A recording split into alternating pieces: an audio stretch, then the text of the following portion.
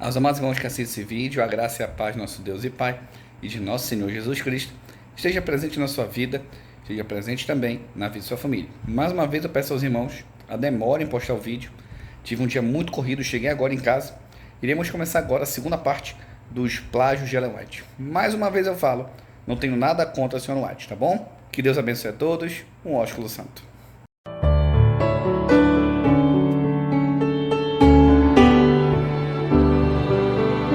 Bom dia, boa tarde, boa noite. Que a graça e a paz do nosso poderoso Deus e Pai e também do seu Filho, Jesus, esteja sobre cada um de nós, hoje e sempre. Que as bênçãos e o amor de Deus possam sempre superabundar em nossas vidas. Agradecemos a todos vocês que têm nos assistido, que também têm deixado o seu like, que têm compartilhado esses nossos vídeos. Isso para nós nos ajuda muitíssimo. E se você ainda não é inscrito no nosso canal, aproveite, vai ali embaixo e se inscreva no nosso canal, tá? Ative também ali o sininho para que você possa receber as notificações e, se possível, também deixe o seu like. Isso ajuda o YouTube a reconhecer o nosso trabalho como um material importante e de maneira que venha a divulgar para outras pessoas tomarem também o mesmo conhecimento. Mais uma vez, eu quero esclarecer a todos que a nossa intenção aqui neste canal não é, nem nunca foi fazer com que você perca a sua fé em sua denominação religiosa, no seu pastor, no seu ancião, no seu presbítero ou até mesmo no seu profeta. De maneira nenhuma. Não, não, não. Não, o nosso único interesse e exclusivo é trazer a você os fatos e os documentos que comprovam os tais fatos que nós estamos mostrando. Há quem pense que pelo fato de nós mostrarmos os documentos e o que fazemos, por que fazemos isso, eles alegam que a gente faz isso porque nós sentimos ódio, por exemplo, por Ellen White. Mas isso não tem o menor fundamento e nem o menor cabimento. Na verdade, o que nós fazemos aqui é o mesmo trabalho que um repórter faz quando ele vai atrás de informações sobre determinados fatos, comprovando aquilo que se está falando através dos documentos.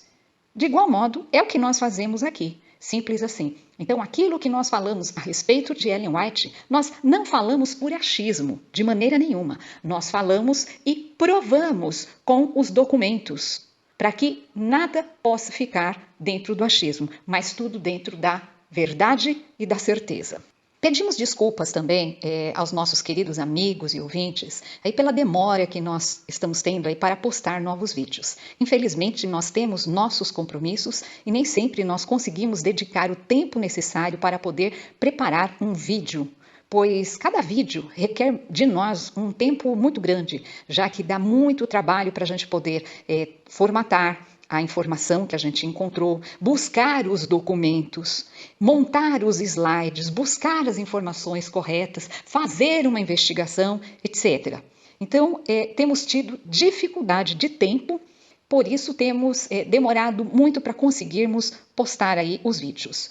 Deveremos em breve estar contando com a ajuda de um amigo que vai estar nos auxiliando na preparação aí desses vídeos. Se tudo der certo, logo ele estará conosco.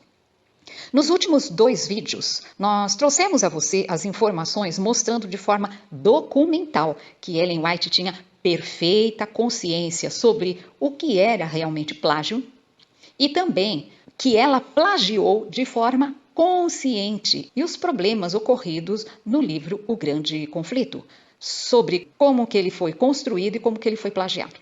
Hoje nós vamos mostrar a você um pouco da história do livro O Desejado de Todas as Nações. Acompanhe conosco. Em 1980, o pastor doutor Walter Ray escreveu um livro chamado The White Lie, ou conhecido como, traduzido para o português, como A Mentira Branca, onde ele mostrou ali os plágios cometidos por Ellen White em seus principais livros, os tais que são conhecidos como Espírito de Profecia. Que espírito de profecia nada tem, apenas o nome.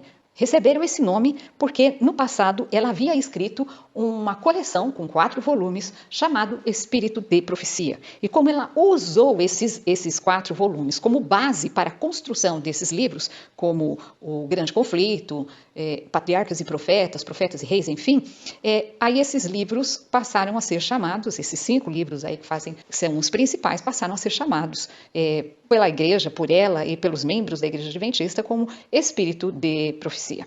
Vamos falar um pouco sobre os problemas observados no livro Desejado de Todas as Nações. Olha, são muitos os detalhes a respeito deste assunto e, portanto, nós sinceramente recomendamos que você, nosso ouvinte, leia o livro do Dr. Walter Rea. Por quê? Lá ele descreve com riqueza de detalhes e traz maiores informações. Mas vamos lá para um resumo dos fatos. O livro Desejado de Todas as Nações, vamos simplesmente chamar de Desejado para simplificar a nossa fala, tá bom? Assim como o livro Grande Conflito, o Desejado também teve como seu predecessor os 4 volumes do livro Espírito de Profecia. Muitos problemas teriam sido evitados em relação a este livro de Ellen White, que é considerado a sua obra-prima, se ela tivesse tido o simples cuidado de dar os devidos créditos aos autores dos quais ela se utilizou para copiar material quando na formatação deste livro. Na Conferência Geral de 1919, houve uma reunião com pastores e professores eruditos, professores esses da Andrews University da época, para tratar sobre os livros de Ellen White. Sob a presidência do pastor Daniels, que foi amigo pessoal de Ellen White, durante a reunião, ele fez a seguinte declaração que foi registrada. Acompanhe comigo. Na Austrália, eu vi o Desejado de Todas as Nações sendo escrito e vi a reescrita de capítulos, alguns deles reescritos repetidas vezes.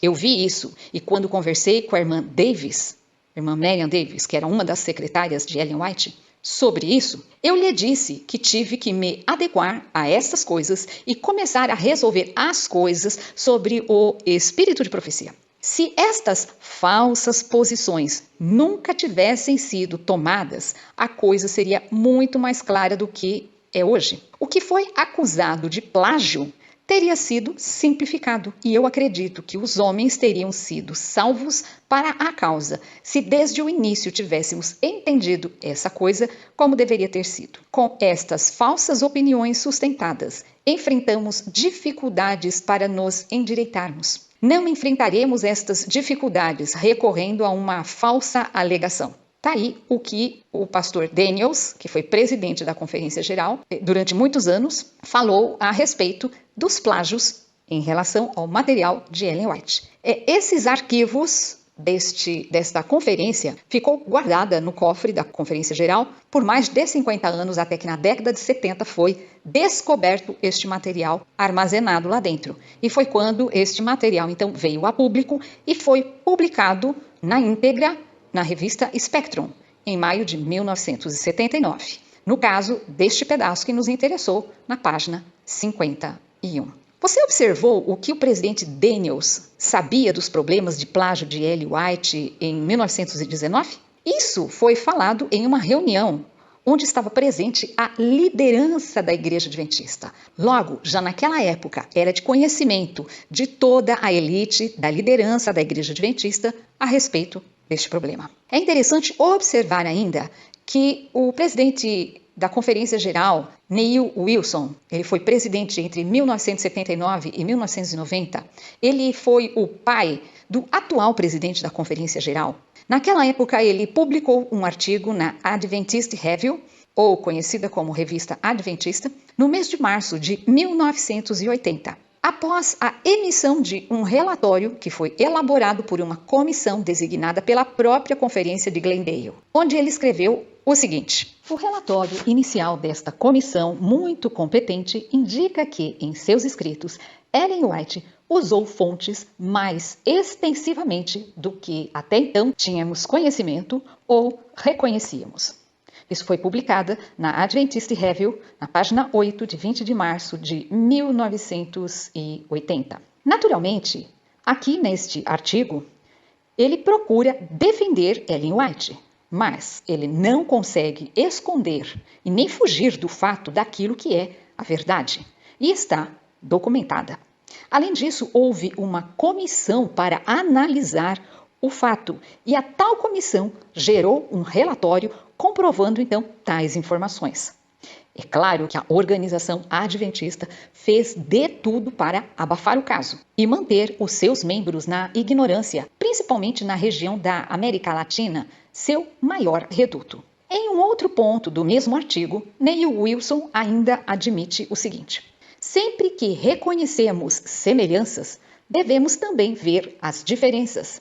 Esta é provavelmente a descoberta mais importante que fiz ao longo dos anos, quando penso em como Ellen White fez uso de fontes existentes. Veja só, quando ele fala como Ellen White fez uso, ele está querendo dizer de uma forma muito sutil que ela, na verdade, plagiou material de outros autores. No mesmo artigo também, na Adventist Review, na página 9, de 20 de março de 1980. Mas que descoberta é essa que Neil Wilson está falando? Bom, esta descoberta que ele fala é devido ao fato de que os artigos que foram publicados nos jornais dessa época, tais como no The Washington Post, Los Angeles Post e até mesmo foi parar no jornal The Guardian, lá da Inglaterra, conforme nós mostramos em nosso vídeo passado. Por se tratarem de jornais reconhecidos internacionalmente,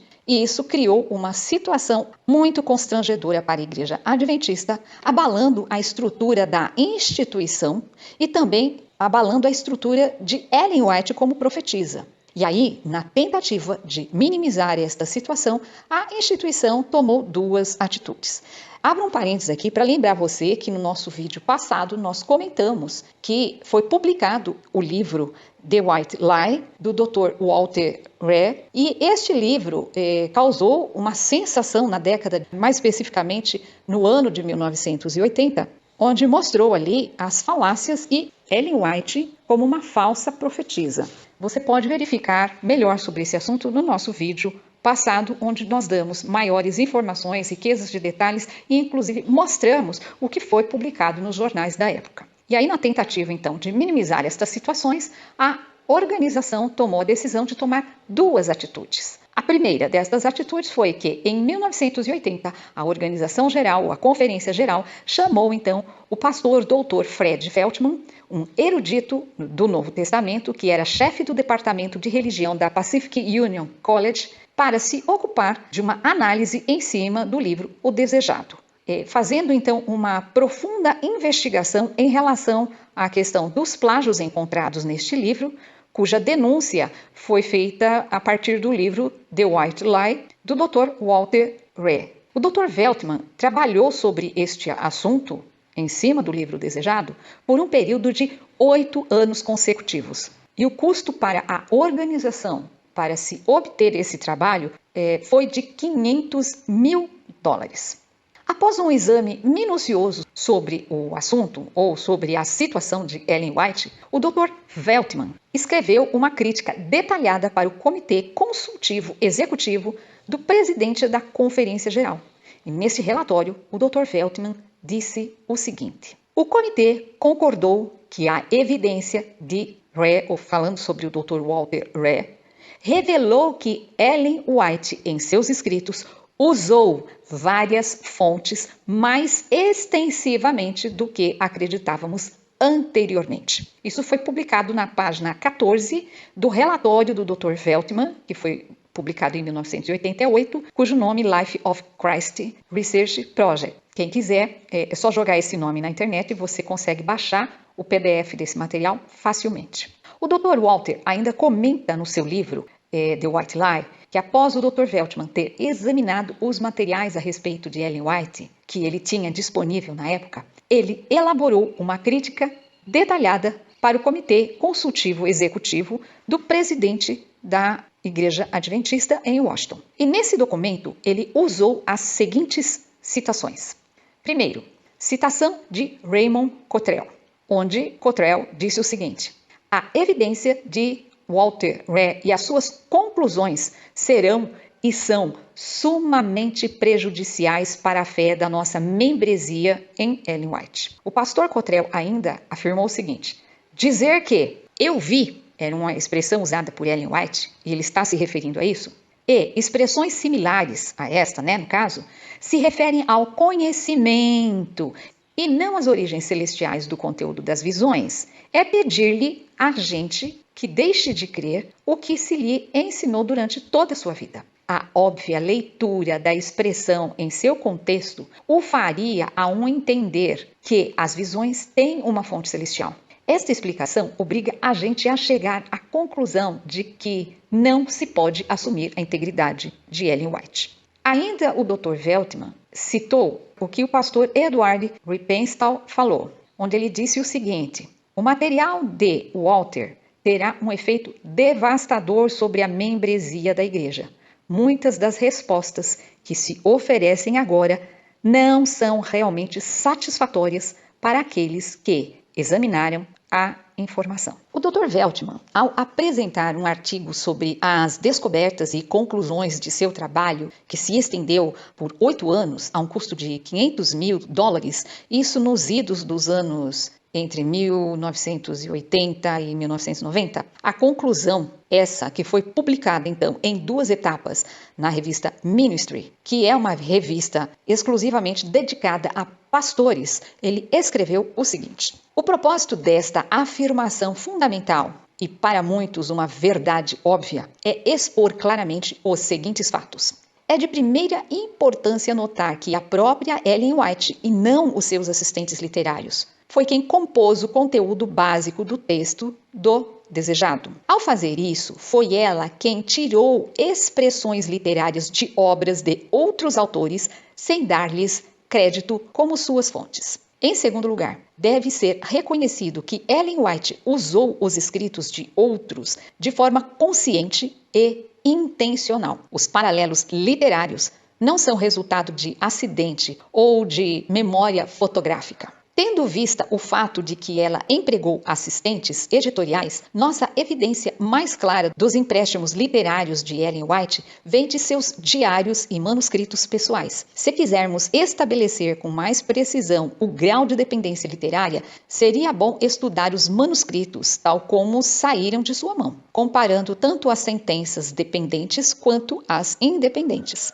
Cada manuscrito deve ser tratado como um todo. Quando tomamos o capítulo como a unidade básica de composição, nos afastamos vários passos da obra básica de Ellen White. Esta é a primeira e fundamental conclusão que nunca deixa de suscitar uma investigação mais aprofundada quanto às suas implicações. Implícita ou explicitamente, Ellen White e outros que falaram em seu nome não admitiram e até negaram a dependência literária da sua parte. Publicada então na revista Ministry de dezembro de 1990. No mesmo artigo, ainda, o Dr. Veltman escreveu o seguinte: Ellen White usou um mínimo de 23 fontes de vários tipos de literatura, incluindo ficção, em seus escritos sobre a vida de Cristo. Na verdade, não temos como saber quantas fontes estão representadas na obra de Ellen White sobre a vida de Cristo. Além dos 72 capítulos restantes do texto do Desejado, há outros 2 livros para revisar.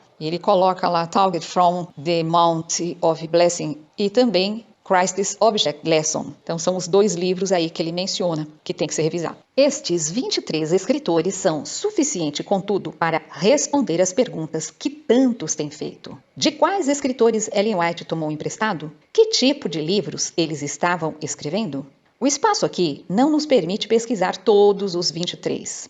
Mas não há necessidade de cobrir tudo, já que muitos se enquadram na categoria literária de Vidas Vitorianas de Cristo. Os livros nesta categoria nunca pretenderam ser biografias. Hoje, eles provavelmente seriam classificados como ficção histórica. Um relato obviamente ficcional é The Prince of the House of David, ou conhecido como Príncipe da Casa de Davi, do autor Ingraham, que é uma obra ao qual Albert Schweitzer se referiu como um dos romances edificantes sobre a vida de Jesus destinados à leitura familiar. Ingraham apresentou seu trabalho como uma coleção de cartas escritas por uma testemunha ocular na Palestina, cartas estas enviadas para o seu pai no Egito. A obra popular de William Hanna foi projetada para ser prática e devocional. Portanto, não é de admirar que paralelos como Hanna possa ser encontrado em 13 dos 15 capítulos do Desejado que investigamos. Ainda lemos o seguinte, escrito pelo Dr. Veltman. Como você harmoniza o uso de fontes por parte de Ellen White com suas declarações em contrário? Ou declarações contraditórias? Você acha que a declaração introdutória do The Great Controversy, ou declaração introdutória do livro O Grande Conflito, constitui uma admissão adequada de dependência literária? Resposta do Dr. Veltman a este questionamento. Devo admitir desde o início que, em minha opinião, este é o problema mais sério a ser enfrentado em conexão com a dependência literária de Ellen White. Ele, o problema, atinge o cerne de sua honestidade, integridade e, portanto, de sua confiabilidade. Bom, o que percebemos na leitura aqui de uma boa parte aqui do artigo que foi publicado pelo Dr. Veltman, sendo as suas conclusões a respeito do estudo que ele elaborou, o seu relatório tem mais de 2.000 páginas, então quem tiver interesse, a gente sugere entrar realmente na internet, jogar o nome lá como nós mencionamos anteriormente, pesquise e você vai encontrar facilmente, tem o PDF facilmente, você pode baixar naturalmente em inglês. O White State, ele mantém uma página na internet onde ele explica sobre os plágios de Ellen White. Observe que eles defendem Ellen White, mas em nenhum momento eles são capazes de negar que ela plagiou. Veja aqui comigo. Olha o que o texto está falando. Então, falando do projeto de pesquisa, Vida de Cristo, que é traduzido, que é o nome do projeto do Dr. Fred Veltman, que foi designado diretamente do presidente da Associação Geral, e ele dedicou 8 anos na preparação de uma análise detalhada de 15 capítulos do livro desejado. Ele gastou o equivalente a 5 anos completos na tarefa de produzir, então, um relatório com 2.561 páginas, como nós falamos, mais de 2.000 páginas. Nos 15 capítulos selecionados de sua pesquisa, o Dr. Veltman descobriu que, olha o que ele descobriu, embora Ellen White tivesse usado materiais de 23 outras obras literárias, ou seja, o próprio White State está afirmando que o Dr. Veltman escreveu que ela utilizou. E, na verdade, nós temos na informação que ela não usou 23 materiais, mas ela usou pelo menos 23. Não se sabe ao certo qual é a quantidade ou qual é a extensão dos seus plágios. Um outro detalhe importante que tem que ser observado é o seguinte: foram feitas uma análise apenas em 15 capítulos do livro de Ellen White, O Desejado. Ou seja, não foi abordado todo o livro, e esses 15 capítulos foram suficientes para absorver 8 anos de estudo e pesquisa. Naturalmente, naquela época não tinha internet, o que dificultava. Não havia computador para que você pudesse buscar as informações e amarrar tais informações umas com as outras, concatenando então as informações. Veja que esses 15 capítulos consumiu aí 2.500 páginas. Então, se tivéssemos muito mais capítulos analisados, qual seria a extensão e o tamanho deste relatório produzido, então, em cima do livro Desejado de Todas as Nações? É algo que nós temos que pensar, Um outro detalhe ainda em relação ao sistema da Igreja Adventista e também dos defensores de Ellen White é alegar que, em relação a esse artigo do Dr. Veltman, as pessoas acabam se apegando ao que ele escreveu na parte principal do artigo, porém, que as pessoas deveriam também observar a opinião dele no pós-escrito pessoal a respeito do assunto, e aí as pessoas acabam tirando suas palavras do contexto e alegando que então Ellen White era plagiadora e que o Dr. Veltman concluiu isso. Olha que informação mais absurda! Porque o artigo é muito claro em relação ao fato de que Ellen White copiou sim material de pelo menos outros 23 autores diferentes. Isso está muito claramente escrito, nós lemos isso. No pós-escrito do Dr. Veltman, nós inclusive lemos aqui, agora a última parte que nós fizemos a leitura, era justamente no pós-escrito do Dr. Veltman. E ele deixa sua opinião pessoal de forma muito clara. E com certeza ele fez isso para se defender e não ser mais uma das vítimas de perseguição da Igreja Adventista. É isso mesmo que você ouviu. Porque quando alguém dentro da organização se levanta e mostra um erro, essa pessoa ela é excluída da igreja. Ela é assim, convidada gentilmente a se retirar com um chute no meio do traseiro. Afinal, todos aqueles que se levantaram para mostrar os erros da instituição, as suas falácias, a sua falsa profetisa, as suas falsas doutrinas, foram todos escorraçados da Igreja Adventista. Tomaram um belo pé na bunda. Essa é a verdade. Esse último texto que nós vimos, então, ele está justamente no seu pós-escrito pessoal.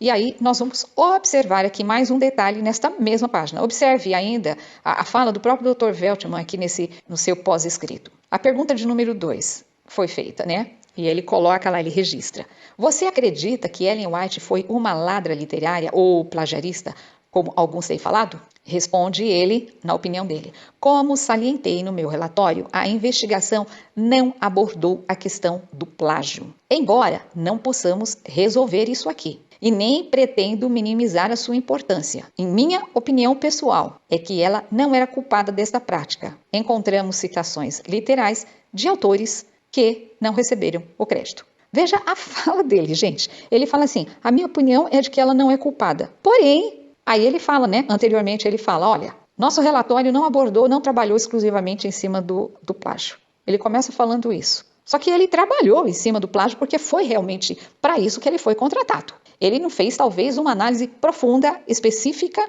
em relação a plágio, mas ele foi atrás, sim, do material e confrontar material, de saber de onde ela copiou, de quem ela copiou. Por isso, eles fizeram todo um trabalho de investigação em cima disso, sim. Tá? Agora, se ele foi analisar se esse plágio era um plágio direto ou um plágio indireto, fato, isso realmente ele não fez. Tá? Aí ele fala assim, ó, ainda, mas em relação a essa questão do plágio, olha, nós não podemos resolver isso aqui. Por que ele fala que não pode resolver isso aqui? E o que ele não pode resolver?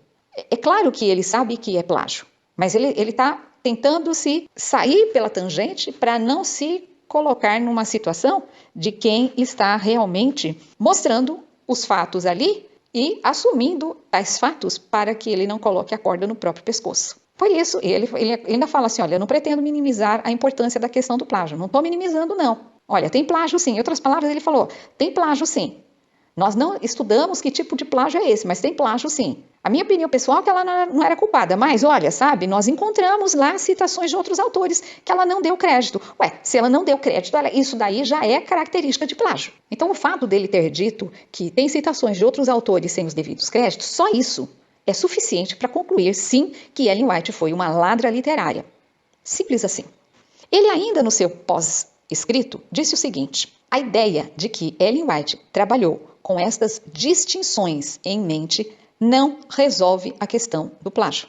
Também não responde plenamente às questões levantadas em relação ao texto do livro Desejado de Todas as Nações, em que predominam as parafrases e não as citações. O que ele está dizendo aqui? Quando ele fala em parafrase, ele está dizendo o seguinte, ela plagiou parafraseando outros autores, ou seja, é um tipo de plágio ao qual nós chamamos de plágio indireto. Ela pega a ideia do outro autor, aparece algumas palavras, chavões no texto dela e no texto do outro autor, tá? Só que ela reescreve a ideia do autor. Então, ao reescrever, dá a impressão que aquilo é algo que partiu dela e não do outro, mas é uma forma de plágio, sim. Então, falamos que a primeira providência que a Conferência Geral tomou foi contratar o serviço do Dr. Veltman para ele elaborar todo um estudo em cima do livro Desejado de Todas as Nações, que é considerado a menina de ouro de Ellen White. A segunda providência da Conferência Geral foi contratar um advogado católico, jesuíta, para fazer um relatório sobre a questão de plágios, de forma a provar que Ellen White não tinha plagiado. Bom, nós não sabemos o quanto este advogado recebeu por tal serviço, mas com certeza não foi pouco, já que se tratava de um advogado renomado. Podemos perguntar aqui, não havia, será, bons advogados no meio adventista para fazer este relatório? Por que precisava se contratar um advogado católico jesuíta? Qual a intenção que havia por detrás desse tipo de contrato? Será que se fosse um advogado adventista ou um advogado cristão de qualquer outra denominação protestante, esse advogado iria realmente produzir um relatório nos moldes que a Conferência Geral iria querer? Ou, sendo ele um advogado adventista ou de uma outra denominação protestante, ele iria produzir um relatório onde simplesmente falaria a verdade dos fatos? Bom, não é nossa intenção responder isso, mas fica aí para você pensar, analisar e responder estas perguntas. O Dr. Hamik, em defesa de Ellen White, foi o advogado contratado católico. Ele mencionou no seu relatório um caso ocorrido lá em 1845, em que a circunscrição judicial de Massachusetts exonerou um escritor que havia utilizado as palavras e a ideia de outro em sua própria composição, ou seja, ele plagiou de uma forma indireta, assim como Ellen White fez muitas vezes. E aí o juiz absolveu o réu dizendo o seguinte, abre aspas, somente os tolos tentam fazer novamente aquilo que já havia sido bem feito no passado. Realmente, ninguém pode produzir uma linguagem exclusivamente sua. Em outras palavras, as palavras elas existem há anos e anos. O ponto crucial encontra-se na sua combinação e qual o efeito que se deseja produzir por seu intermédio. Todavia, se alguém no passado, de acordo com a afirmação do referido juiz, escreveu algo esplêndido, admirável, algo que é histórico da experiência comum e cotidiana do ser humano, por que perder tempo tentando inutilmente achar uma maneira melhor de dizer aquilo que já foi dito de forma perfeita? Bom, devemos observar que esse julgamento ocorreu em 1845. A Lei de Direitos Autorais existia há pouco tempo lá nos Estados Unidos. Ela tinha surgido por volta do ano 1790, depois passou por uma revisão por volta do ano 1820. Então ela existia há pouco tempo. E muitas das informações que hoje consideramos dentro da Lei de Direitos Autorais, talvez na época nem fossem consideradas ainda. Houve uma alteração da Lei de Direitos Autorais ainda no ano de 1870. E em 1886 foi introduzido o que é conhecido como Convenção de Berna, ou seja, a Lei de Direitos Autorais Internacional. Observe que Ellen White ela foi acusada publicamente de plágio em 1889, do livro Grande Conflito. Portanto, já estava dentro da vigência da lei, que tinha sido reformulada em 1870. Mais do que isso, já estava dentro da vigência, inclusive, da Lei de Direitos Autorais Internacional. O livro desejado que ela escreveu, quando ela escreve, ela estava na Austrália. Foi no período entre 1890 e 1899. Portanto, também dentro da vigência da lei. E após ela ter sido, inclusive, denunciada de plágio. Em 1889, ela foi denunciada de plágio. Em 89, foi sobre o livro Grande Conflito. Em 1886, ela foi denunciada de plágio sobre o livro em relação à vida de Paulo. Esse livro, em relação à vida de Paulo, foi recolhido sob pena dela ser processada na época. Dessa forma, o Dr. Hamik, ao se utilizar de um caso de 50 anos antes para tentar justificar Ellen White, porque assim, ela escreve o livro no período de 1890. Ele pegou um caso de 1845, só aí já era 50 anos antes. Então, assim, veja só, ele tenta justificar o erro dela usando algo que já era passado. Isso é, no mínimo, um golpe baixo, para não dizer que é usar de um artifício esdrúxulo para tentar defender aquilo que é indefensável. É óbvio que nós não podemos perder de vista que ele foi contratado pela Organização Adventista para realizar um relatório com a opinião profissional dele. Ele não estava defendendo Ellen White verdadeiramente diante de um tribunal de júri, porque não havia nenhum processo. Então, como o papel aceita qualquer coisa, o que o Dr. Hamik tenta fazer é enganar a todos e subestimar o QI da membresia da Igreja Adventista. Infelizmente, muitos acreditaram no engodo do Dr. Hamik. Mas vamos em frente. Vamos considerar o seguinte. Imagina se alguém resolvesse plagiar os livros de Ellen White e então colocar o seu nome como sendo autor daqueles escritos. E aí vender o material livremente e ainda com preço mais acessível do que os materiais de Ellen White da casa publicadora. Se isso acontecesse, será que a Igreja Adventista iria seguir o raciocínio desse juiz aí nesse caso de 1845? Será que a Igreja Adventista iria gostar de um advogado que tivesse essa posição que o Dr. Hamik teve? É para se pensar. Assim, veremos que o que a sociedade de hoje e daquela época define como plágio, o Dr. Hamik, ele define como uso honesto. Simples assim. Ele continuou no artigo que foi publicado, né? Foi uma entrevista que ele deu. Ele continua dizendo o seguinte: agora, pessoalmente, eu não tenho nada contra a ideia de que Deus a tenha inspirado a escolher algum trecho de um determinado livro. E se Deus a inspirou a selecionar algo que já havia sido escrito antes, talvez de forma melhor do que ela mesma poderia fazê-lo, qual é o problema? Veja que o desonesto agora tornou honesto, na opinião do Dr. Hamik. É possível que Deus possa mandar alguém copiar de outro? Sim, eu concordo com isso. É possível. Só que Ellen White deveria, no mínimo, usar aspas e referência, dando crédito aos autores de quem ela copiou. Só isso. Desta forma, ela estaria representando melhor a Deus, que é o Deus da honestidade e da justiça. Dr. Hamik ainda volta a repetir o seguinte: pessoalmente, fui tocado, profundamente tocado por esses escritos. Fui transformado por eles e desejo que os críticos possam descobrir isso. Ora, para quem disse que havia sido contratado para pesquisar os assuntos legais envolvendo o uso de fontes por Ellen White, ele menciona com frequência, aí na sua entrevista, o lado emocional e espiritual dessa experiência. E, na verdade, ele pouco falou do lado legal. Isso trata-se de uma tática, conhecida como a tática do engodo. Eu pergunto, se o Dr. Hamik foi tão profundamente tocado, como ele afirmou aí, com o livro de Ellen White, isso levou a uma conversão ao adventismo? É óbvio que não. É interessante notar que esta entrevista ela foi publicada na revista Adventista em 1981, lá nos Estados Unidos. Aqui no Brasil, ela foi publicada em 1982. E na época já estava em processo uma investigação muito mais minuciosa feita pelo Dr. Veltman. Naturalmente, o Dr. Hamik, como já falamos, ele foi pago para fazer o mesmo trabalho de investigação, só que da parte legal, de legislação.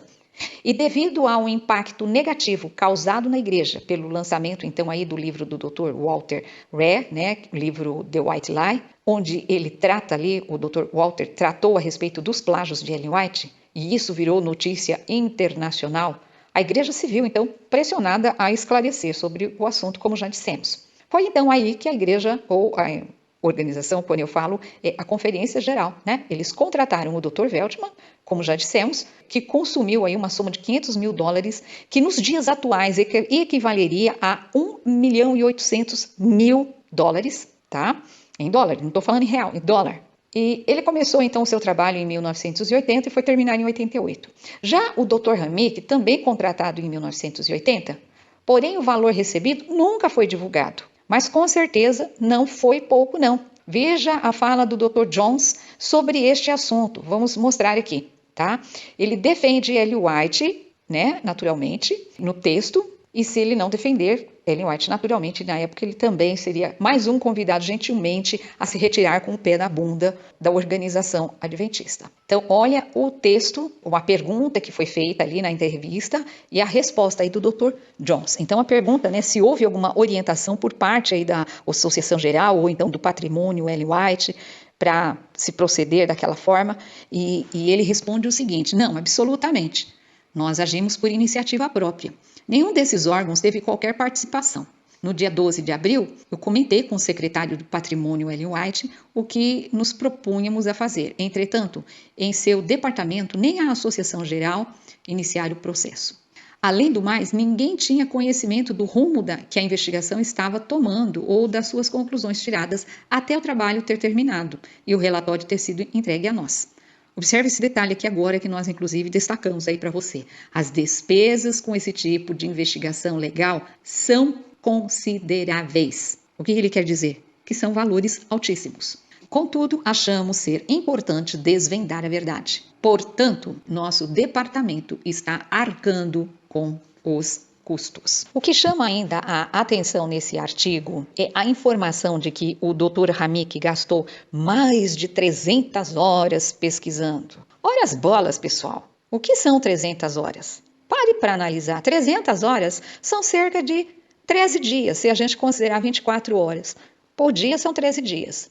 Se considerarmos aí 8 horas de trabalho diário, isso pode chegar aí próximo de 30 dias. Isso não me parece uma grande investigação. Mesmo que ultrapassasse 30 dias, não me parece uma grande investigação. Grande investigação, sim, foi a que o Dr. Veltman fez. Ele gastou 8 anos de trabalho. Produziu mais de 2.500 páginas. Tá? Aí sim, foi um grande tempo.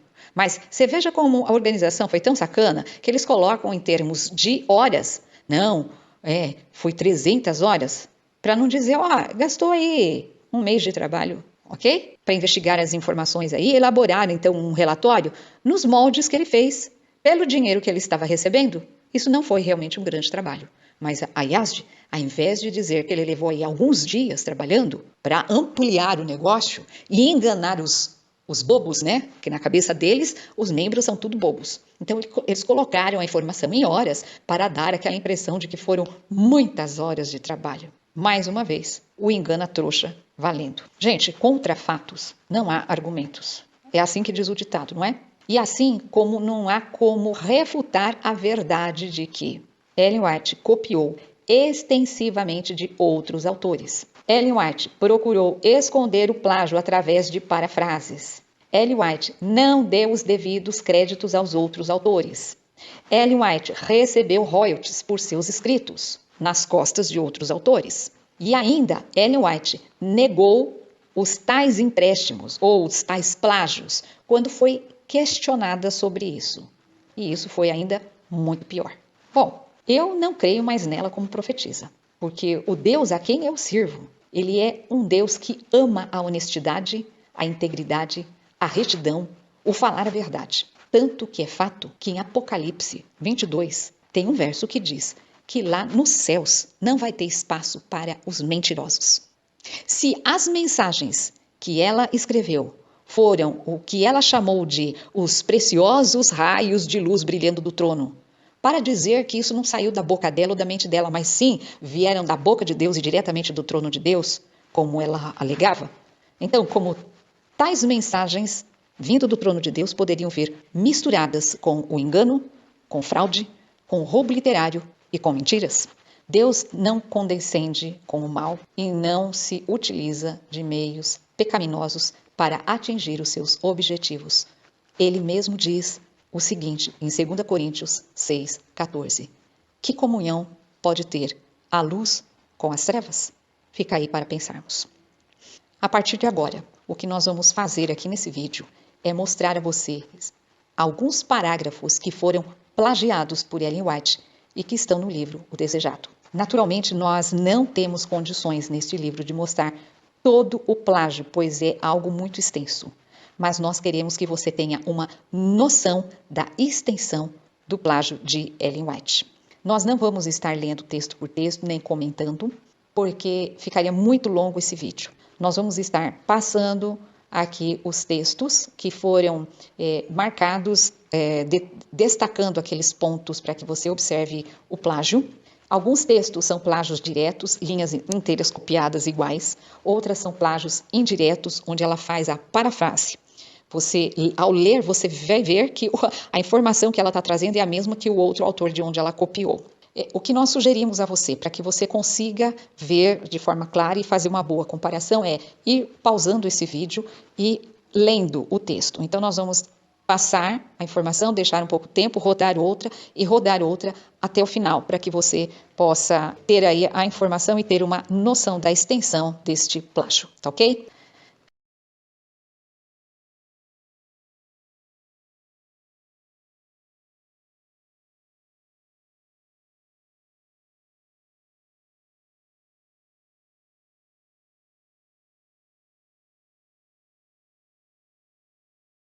Como você pôde observar, nós passamos aí vários textos, procuramos selecionar textos menores para que você pudesse ter uma noção. Colocamos aí 1 ou 2 textos maiores, mas dentro do material de Ellen White, em relação ao livro Desejado de Todas as Nações, existem textos imensos que foram plagiados e parafraseados, tá? Então existem páginas e páginas inteiras nestas condições. Naturalmente ficaria difícil colocarmos aqui o texto de página inteira para que você conseguisse ler o que Ellen White escreveu e que o outro autor escreveu. Deixamos então aí a você uma noção do que realmente ocorreu e aconteceu. Devemos lembrar o seguinte, Ellen White, ela escreveu o seguinte: embora eu seja tão dependente do Espírito do Senhor ao escrever meus pontos de vista quanto ao recebê-los, as palavras que emprego para descrever o que vi são minhas, a menos que sejam aquelas ditas a mim por um anjo, que sempre coloco entre aspas. Será que ela realmente colocava entre aspas aquilo que ela chamava, quando ela plagiava e dizia que era o anjo que tinha ditado para ela? Se ela não fazia ou não fez nenhuma citação, e ela deveria fazer as devidas citações reconhecendo o material que ela copiou de outros, que ela aqui se refere chamando de anjos. Em outro texto, ela ainda escreve o seguinte: ao escrever estes livros preciosos, se eu hesitasse, a própria palavra que eu queria expressar a ideia me era dada. Pergunto, dada por quem? Naturalmente, ela tenta levar o leitor a entender que era dada vindo diretamente do trono celestial. Mas nós sabemos que não é bem assim. Era dada porque era copiado de outro. Agora, se foi revelado de algum ser, então esse ser com certeza não veio de cima. E aí? Você acredita mesmo que Ellen White era inocente em relação à questão dos plágios encontrados no livro Desejado de Todas as Nações, assim como a Igreja Adventista defende? Fica aí para você responder. Você decide. Em nosso próximo vídeo, nós vamos trazer mais informações a você, não só a respeito de plágios, como outras mais informações a respeito de Ellen White, onde vamos procurar mostrar mais alguns detalhes que com certeza são desconhecidos para muitos sobre esse tipo de assunto. Portanto, não perca o nosso próximo vídeo e fique ligado para acompanhar e conhecer um pouco mais sobre este assunto. Um grande abraço a você e até o nosso próximo vídeo.